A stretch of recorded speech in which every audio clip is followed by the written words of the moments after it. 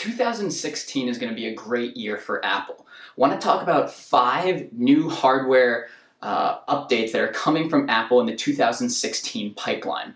The first thing I want to talk about, Apple Watch. Apple Watch 2 announcement is going to be coming in March. There's going to be obviously a couple updates to it. I think there are 2 major updates that are most interesting to me. Number 1, enhanced Wi-Fi. The biggest issue I have with my Apple Watch is that it doesn't work for really any function when it's not paired with my iPhone. I think that the next version of the watch is going to have enhanced Wi-Fi capabilities so that it will work a lot better without the iPhone.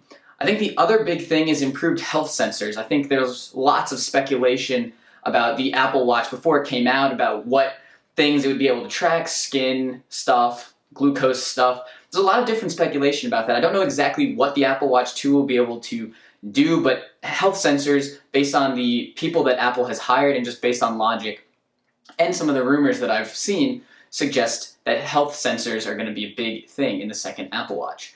I think the next thing, of course, is new bracelets for the Apple Watch 2. They've released a couple new generations of bracelets. It just makes sense that they'll release more, but I would also expect that the new bracelets will work with the old Apple Watch, and the old Apple Watch bracelets will conversely work with the new Apple Watch. There's been some talk about a FaceTime camera for the Apple Watch 2 as well, but that doesn't really make a lot of sense to me. I don't know why you would want that.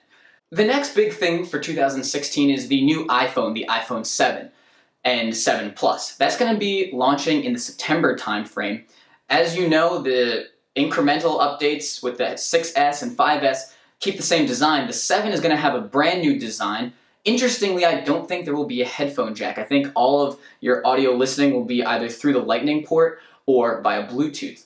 It's another big feature that it's going to have is better waterproofing and dust protection. The iPhone 6S was significantly better than the 6, but Apple didn't really advertise it. I think that that's going to be a big push for the iPhone 7. Another thing that we could possibly see, stronger displays, fewer shatters. There's a Motorola phone, the Droid Turbo 2, that has a shatterless display. It's a huge selling point for Motorola. This is something that could be getting introduced into the iPhone 7. I think one of the biggest complaints people have and one of the biggest reasons why people come into Apple for support for their iPhones is because of a shattered display. I think Apple will try to tackle that with the 7 and 7 Plus. In terms of things that are just common, we're going to see a faster A10 chip. And the 7 Plus, at least, is going to have more RAM than the 2 gigabytes it currently has. I think one other big thing is improved battery life.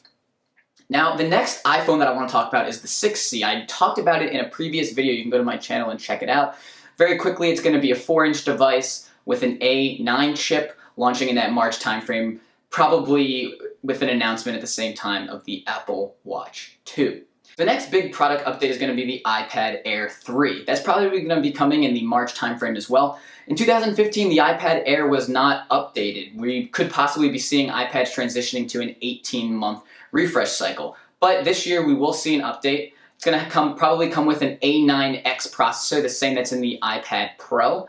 It's going to probably get rid of the 16 gigabyte version. I think that when you see Microsoft using the Surface as a laptop replacement, I think it makes sense that Apple's going to try to position that with both iOS 10 improvements for laptop replacement functionality, as well with getting rid of that 16 gigabyte option on the low end.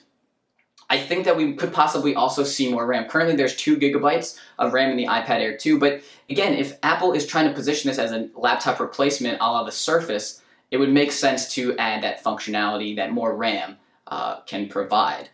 I think that, like the iPad Pro, we will not be seeing 3D Touch in the display of what's on the Apple Watch and iPhone 6S.